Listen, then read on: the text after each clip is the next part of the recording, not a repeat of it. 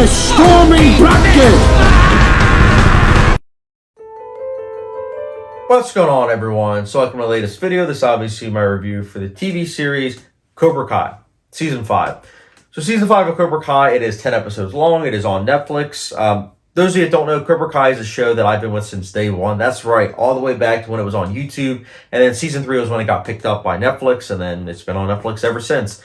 Cobra Kai was always a show that fascinated me, from the premise of, like, what if Johnny Lawrence wasn't the bad guy? What if it was, in fact, the hero of the Karate Kid? And for me, I was like, that's a fascinating premise. And I also liked how the line between black and white is blurred. Blurred to the point of where you're like, I understand both of these perspectives now. Truly, I do. And I liked that. That was my hook, especially by the end of Season 1. I was like, I'm in. I will watch the show anytime it comes out. Let me say this. By no means is Season 5 bad. It is not Season 4 where it's like, It was kind of a come down. I just wasn't about it. Certain characters, like Terry Silva, I should say, in particular, where it's like he goes from like, I don't want to have anything to do with Cobra Kai anymore. Like, it really affected me. Like, I was so young and just wasn't smart. To by the end of Season 4, it was like, bro, I'm willing to put anyone in jail so that way I can be the leader of Cobra Kai. And it was like, what? There just wasn't that natural progression. Like, the way people feel about Game of Thrones Season 8, I felt about Season 4 of Cobra Kai. Now, I will say this. The actual springboard of Terry Silva was, again, a bit faulty.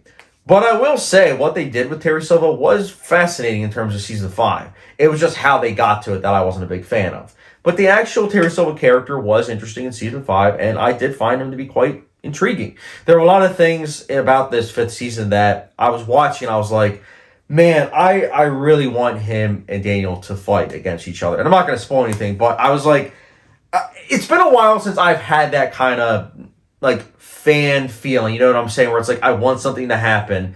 And it's not that I wanted it to happen just so that way it could happen, but it was just like, okay, this is something that feels like a sequel to a movie that came out 30 years ago, Part 3. And in a lot of ways it is. Like, you can watch Part 3 of The Karate Kid and then watch Season 5 of Cobra Kai, and you'll be able to pick up a lot. It's not something that you really have to watch the other 4 seasons, because in a lot of ways there are characters that do spew out exposition of things that happened in previous seasons. So if you've only seen the Karate Kid trilogy and then want to step into Season 5 to watch Terry Silva face off against Daniel LaRusso and Johnny, go for it. You won't really be missing much. Now, I will say this. Season 5 does have some flaws. But before I get into those, I will say this. This is a show that the stunt work is quite good. I usually don't talk about stunt work, and I really should, especially when it comes to like action shows and movies. But stunt work in this show is really good. I really liked what they do. And a lot of times they have it where you can actually see the face of the people. So it's like, I feel like they're doing their own stunts. Don't know. But it's still really interesting to see this on display. I also like the pacing of the show. I think it's pretty well paced. There is one episode where there's like a 20-minute scene at a bar. And yeah, there was some downtime that was needed. And yeah, it did give some like character development. But at the same time, like, I can't lie, watching it, it did kind of feel like, not as interesting as everything else that's happening around it. I also liked the acting. The chemistry between all these different cast members, it's flawless. It's really good. Like, you can tell that these are people that have known each other for at least 5 years now. It shows on screen because they feel like a family unit, and I really like that. I also really like the score. Not like love it per se, but I liked how during the action scenes it really is amped up to the point of where you feel that intensity, you feel the visceral kicks and everything. I think that worked really well. I also think that this is one of the rare instances in terms of, from what I've seen in terms of movies and TV shows, where it is clearly nostalgic, it is clearly corny, but that does work to the show's effect. And by that, I mean that there were things that happen in Part 3 of Karate Kid that get fulfilled and satisfied in Season 5 of Cobra Kai. I thought that worked quite well. I liked that personally, but I can see people saying like, oh, it's just nostalgia for the sake of nostalgia, but I personally don't see it that way. And I am someone that, if you're new to the channel, I do criticize nostalgia a lot with how it's utilized. But I do think that it can work. And I do think that in Season 5, it does work. But that being said, Season 5, I like it better than Season 4, but it does not reach the heights of the first 3 seasons of Cobra Kai.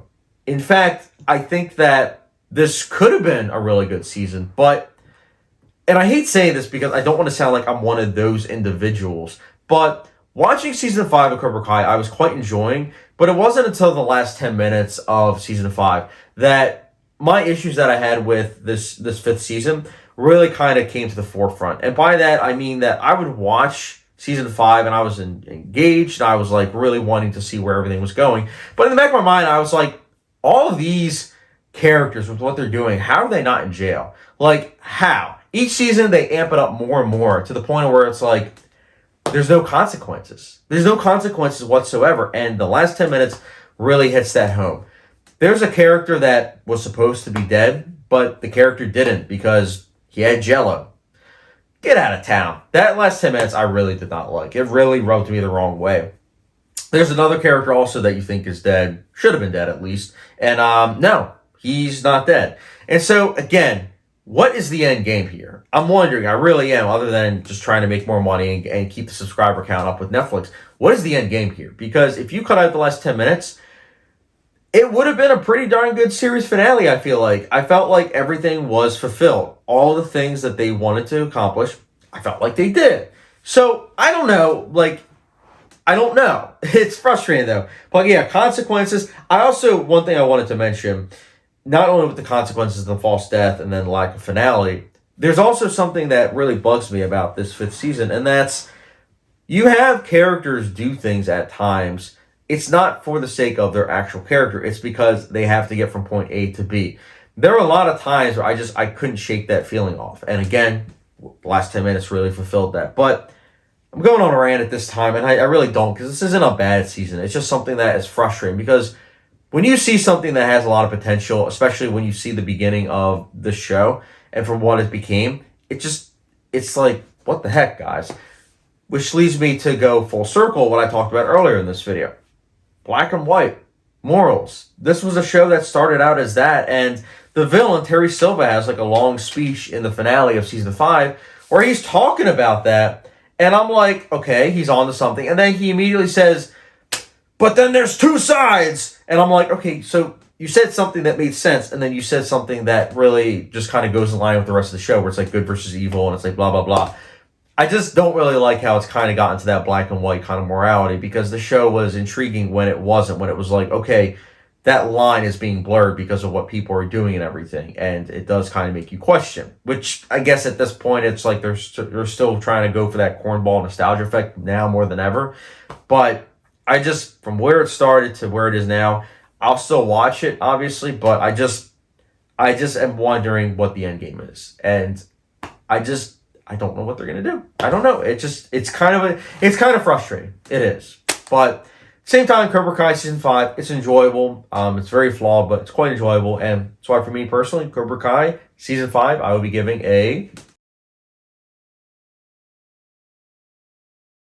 Hey guys, let me know your thoughts on Cobra Kai season 5. Did you like it? Did you not? Let me know your thoughts in the comment section below, and as always, don't forget the subscription, notification bell, and all that. Catch you guys later.